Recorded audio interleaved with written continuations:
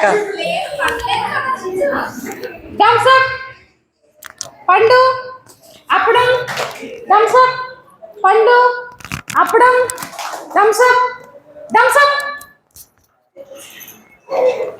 Thums Up పండు అప్పడం. ఎవరు గెలుస్తారు అనుకుంటున్నారు చెప్పండి. ఎవరు గెలుస్తారు ముగ్గురులో?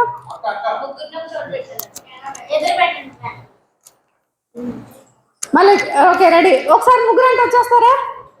అందరు ముగ్గురే ఉన్నారు కదా, చక్క ముందుకు వచ్చేయండి. ఇప్పుడు చూస్తారు, మీరు అందరు కనిపెట్టండి ఎవరు గెలుస్తారో ఎవరు ఓడిపోతారో చూద్దాం. Good, very good. ఒకసారి క్లాప్స్ కొట్టండి, ముగ్గురు మిగిలారు. ఓకే, అప్పడం పండు థమ్సప్ పండు అప్పడం థమ్సప్ పండు థమ్సప్ పండు అప్పడం అప్పడం పండు థమ్సప్ పండు థమ్సప్.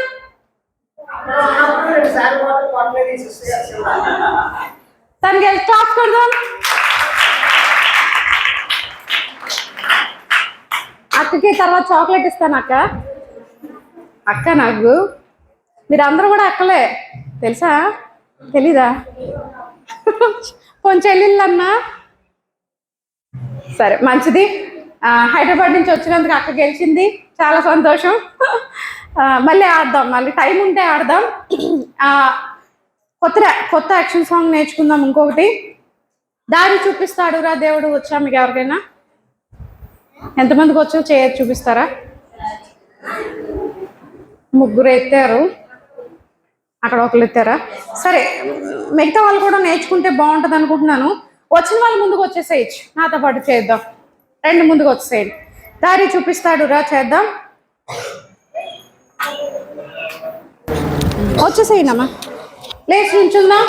పాట నేర్చుకున్న తర్వాత మళ్ళీ పాటలన్నీ చేద్దాం.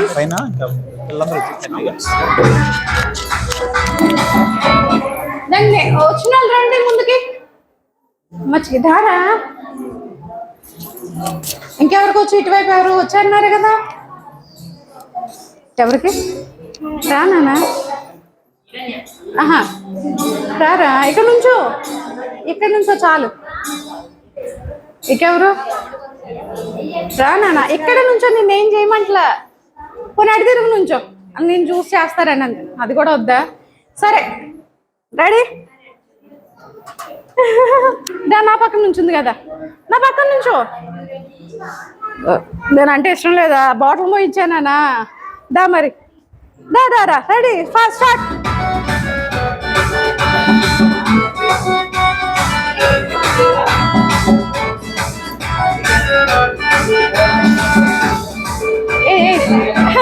అరే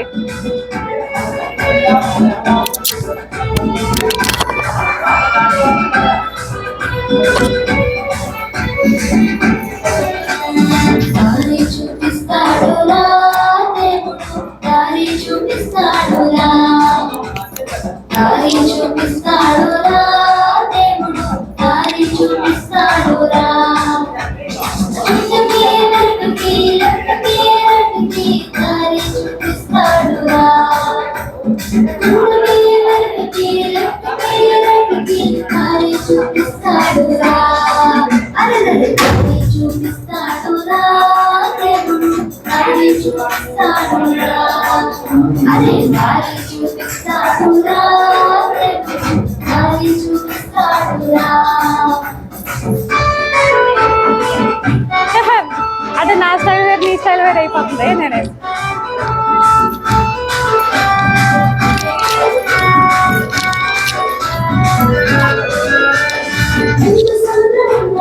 వెనక శత్రులున్నాను, అంత సముద్రం ఉన్నాను, వెనక సముద్రాన్ని తెరిచాడురా దేవుడు. సముద్రాన్ని తెరిచాడురా దేవుడు, శత్రువును ఓడించినా. దారి చూపిస్తాడురా దేవుడు, దారి చూపిస్తాడురా, దారి చూపిస్తాడురా, దారి చూపిస్తాడురా.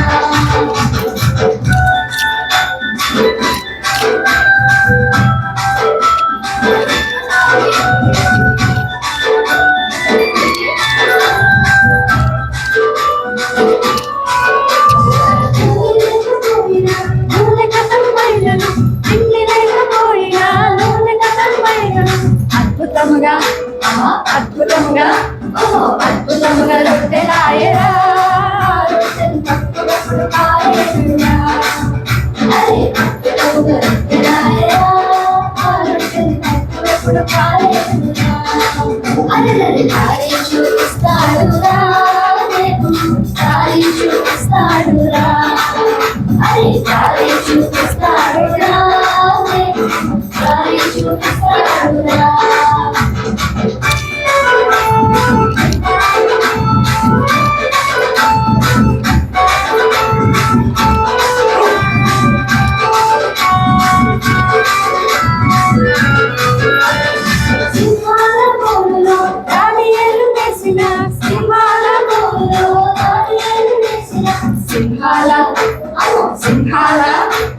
సింహాల నోరు మూసరా రాజు సైతం షాక్ అయ్యేరా సింహాల నోరు మూసరా రాజు సైతం షాక్ అయ్యేరా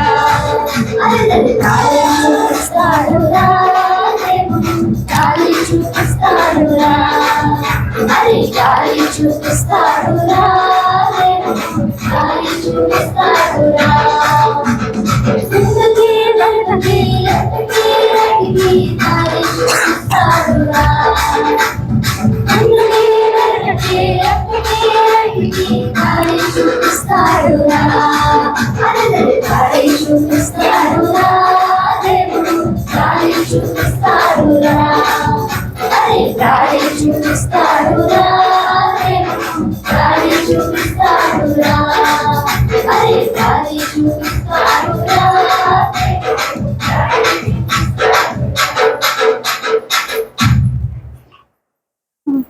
బాగుందా బాగుందమ్మా బాగుందా అందరికి మళ్ళీ ఒకసారి చేద్దామా కొంచెం కన్ఫ్యూజ్ అయిపోయినట్టున్నారు తను వేరేలా చేసింది నేను వేరేలా చేశాను కొంచెం ఇప్పుడు నేను ఒకదాన్ని ఇస్తున్నాను కాబట్టి నన్ను ఫాలో అయిపోండి ఎవరో ఒకరు ఫాలో అయితే బాగుంటుంది కాబట్టి నన్ను ఫాలో అయిపోండి మళ్ళీ ఇంకొకసారి చేద్దామా రెడీ అదే రెడీ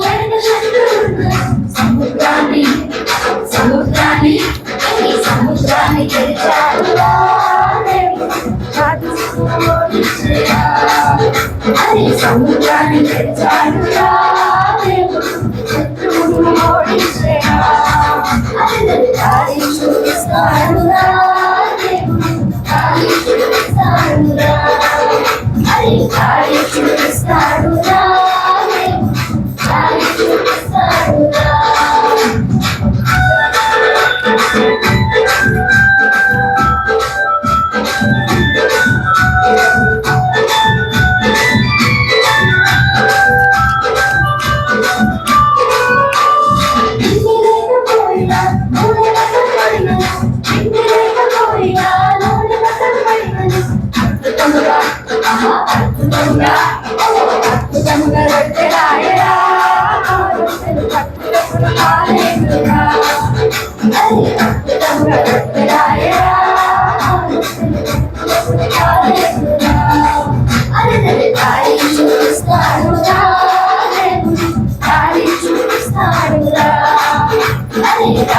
చూపిస్తాడురా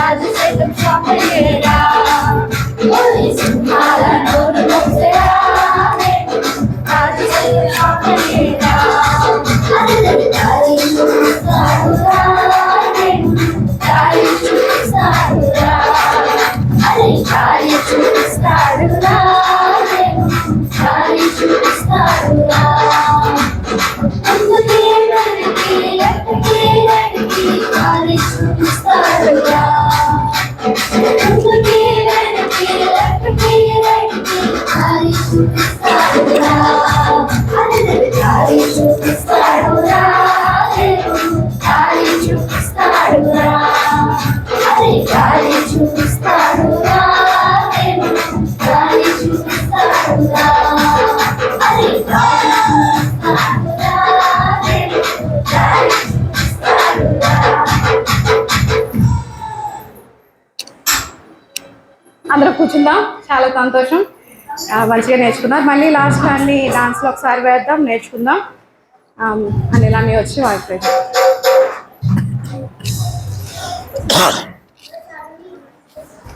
వాటర్ పోతారు.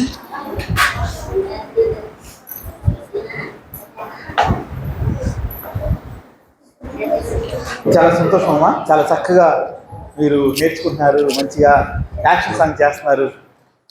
అన్నీ కూడా గేట్ దాటగానే మర్చిపోవాలి. మర్చిపోతారా? మేము ఎప్పుడన్నా మీ చర్చికి వస్తే ఇంతకన్నా ఇంకా ఇంకా మంచి పాటలు మీ పిల్లల చేత యాక్షన్ చేయించడం మేము చూడాలి.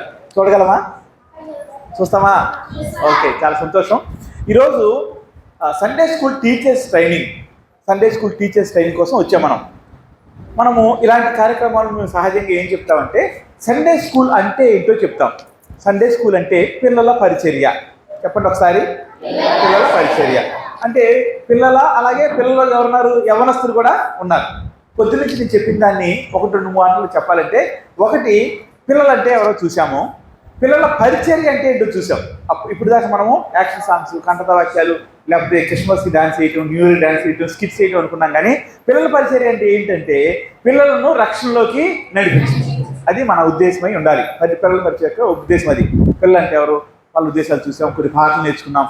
సహజంగా ఇలాంటివి అప్పుడు మేము ఏం చెప్తామంటే పిల్లల పరిచర్య అంటే ఏంటి, పిల్లల పరిచర్య ఎందుకు చేయాలి, పిల్లలంటే ఎవరు, పిల్లల యొక్క మనస్తత్వం ఎలా ఉంటుంది. మనసు ఉందమ్మా అందరికీ? మనసు ఉందా? ఓకే. ఒక కోతి గుండె తీసి చెట్టు మీద తగిలిస్తుందంట. ఆ స్టోరీ తెలుసా మీకు? తెలీదా? తెలియకపోతే చెప్పా టైం లేదు, మీరు నా తర్వాత అక్కడికి చెప్తా. సరే, మనసు అందరూ తీసుకొచ్చారనుకుంటున్నాను. పిల్లలకి మనసు ఉంటుంది. ప్రతి పిల్లవాడికి మనస్తత్వం ఉంటుంది. అంటే సైకాలజీ అంటాం. దీన్ని చైల్డ్ సైకాలజీ అని మాట్లాడతాం. చైల్డ్ సైకాలజీలో చెప్పే ముందు పిల్లల్ని ఎన్ని గ్రూప్స్గా చేయవచ్చు అనే విషయాన్ని మీకు చెప్తాను. అంటే ఇవన్నీ కూడా చాలా ఎక్కువసేపు చెప్పే సబ్జెక్టులు ఇవి. మీకు అర్థం కావడం కోసం అవసరమైనంత వరకు తక్కువ చెప్పుకుంటూ వెళ్ళిపోతా ఉన్నా.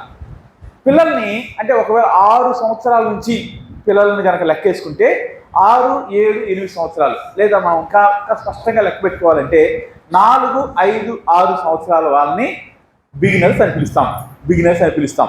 ఈ వయసులు కొంచెం ముందుకు వెనక్కి ఉండొచ్చు, పెద్ద దాని గురించి ఎక్కువ పట్టించుకోవద్దు. 4వ సంవత్సరం అంటే 4వ సంవత్సరం వచ్చేటప్పటికి వాళ్ళు ఎల్కేజీ, యూకేజీలోకి వచ్చేస్తున్నారు. ఒకప్పుడు గవర్నమెంట్ స్కూల్స్లో 6వ సంవత్సరం చేసేవాళ్ళు, 6వ సంవత్సరంలో అక్షరం నేర్పించేవాళ్ళు. మా చిన్నప్పుడు నాకు 7వ సంవత్సరం ఉండగా స్కూల్కి వెళ్ళాను. నేను తొందరగా 2వ తరగతిలో జంప్ చేయించారు కొన్ని రోజుల తర్వాత. మా నాన్నమ్మ టీచర్ కాబట్టి అంటే బాగా చదివేవాడిని. సరే, ఇప్పుడు మనం చూసుకుంటే 4, 5 సంవత్సరాల వాళ్ళని బిగినర్స్ అంటారు. 6, 7, 8 సంవత్సరాల వాళ్ళని ప్రైమరీ అంటారు. 9, 10, 11 సంవత్సరాల వాళ్ళని జూనియర్స్ అంటారు. తర్వాత 13, 14, 15 సంవత్సరాల వాళ్ళని ఇంటర్మీడియట్ అంటారు. 16, 17, 18 సంవత్సరాల వాళ్ళని సీనియర్స్ అంటారు. అంటే వాళ్ళని పిలిచే పిలుపది, అంటే ఆ గ్రూప్ పేరు. ఇది మీరు సింపుల్గా అర్థం చేసుకోవాలంటే 4 నుంచి ఒక 3 సంవత్సరాలు కలపండి బిగినర్స్, తర్వాత ఇంకో 3 సంవత్సరాలు కలపండి ప్రైమరీ, తర్వాత ఇంకో 3 సంవత్సరాలు కలపండి జూనియర్స్, తర్వాత 3 సంవత్సరాలు కలిపి ఇంటర్మీడియట్ అంటే ఏంటంటే మధ్యస్థమైన గ్రూప్ అని, మన 10th తర్వాత గ్రూప్ అని కాదు.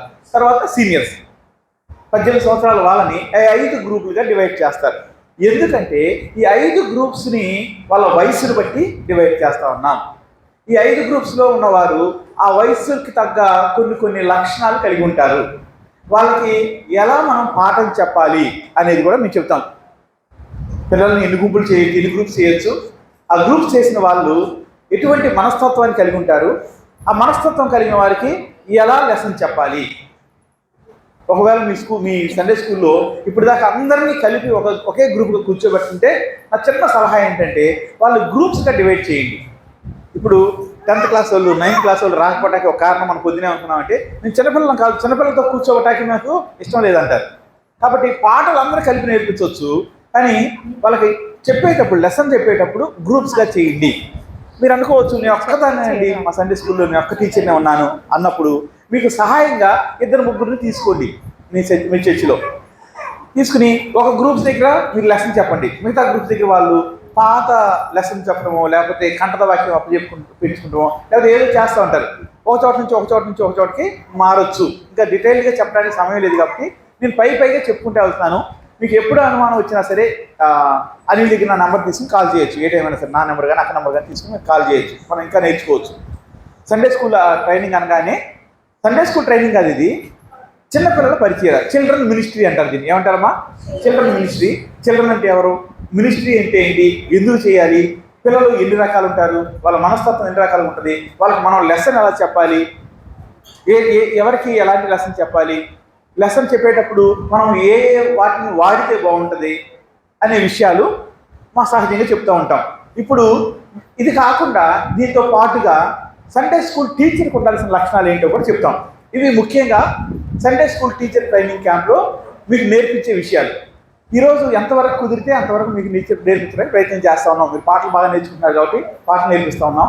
పొద్దునుంచి మనం చూస్తే చిన్నపిల్ల అంటే ఎవరో చూసాము, చిన్నపిల్ల పరిచర్య అంటే ఏంటో చూసాము. అసలు చిన్నపిల్ల పరిచర్య అనేది చేయడానికి అవకాశం ఉందా అంటే అలాంటి అవకాశం ఉన్న వ్యక్తిని మనం బైబిల్లో చూసాం. అతని పేరేంటి?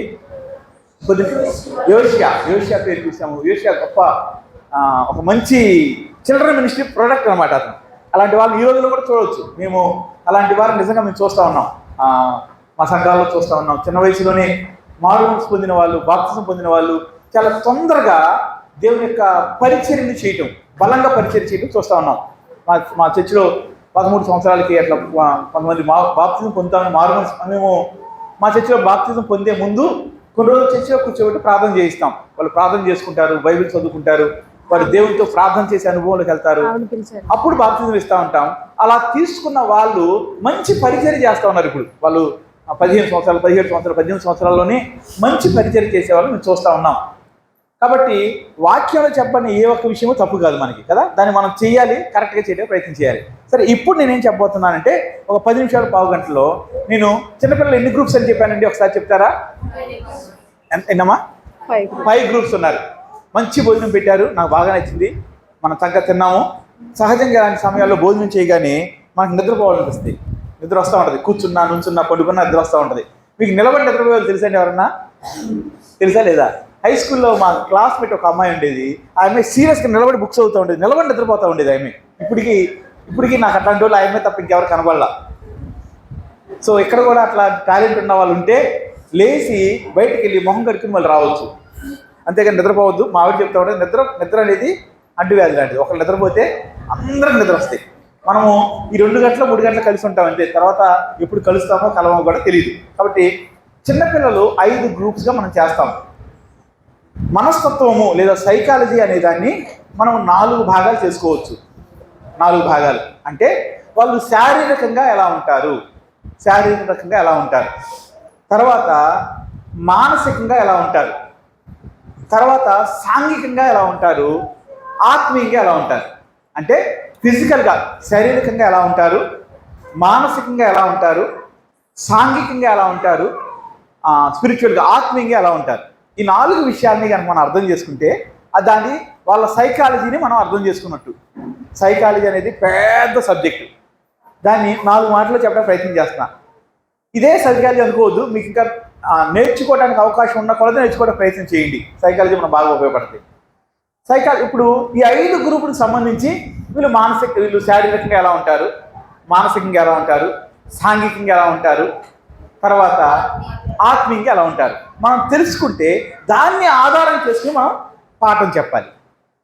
4, 5, 6 సంవత్సరాల పిల్లలు వాళ్ళు శారీరకంగా ఎలా ఉంటారు అంటే మీరు చెప్తే బాగుంటుంది. నాకు ఎలా ఉంటారు శారీరకంగా? అంటే మీకు మీకు ఈజీగా అర్థం కావడం కోసం మనం ప్రశ్నలు వేసి మీరు చెప్పేది మీకు చెప్పించగలను, మీకు తెలుసు అందరికీ చెప్పించగలను, కానీ టైం అయిపోతుందని నేనేం చేస్తాను అంటే ఒక శాంపుల్గా నేను చెప్తాను, మిగతా మీరు చెప్తాను. బిగినర్స్ అనే పిల్లలు లేదా 4, 5, 6 సంవత్సరాల పిల్లలు శారీరకంగా చాలా యాక్టివ్గా ఉంటారు, చాలా యాక్టివ్గా ఉంటారు వాళ్ళు, కానీ చాలా తొందరగా అలిసిపోతారు. చాలా యాక్టివ్గా ఉంటాడు, అసలు ఆడు ఒక చోట ఉండడు, గంతులు వేస్తాడు, పరిగెడతాడు, నడవడాడు, పరిగెడతా ఉంటాడు, కానీ అదే టైంలో అలిసిపోతారు తొందరగా. తర్వాత శారీరకంగా వాళ్ళు ఎలాంటి వాళ్ళు అయి ఉంటారంటే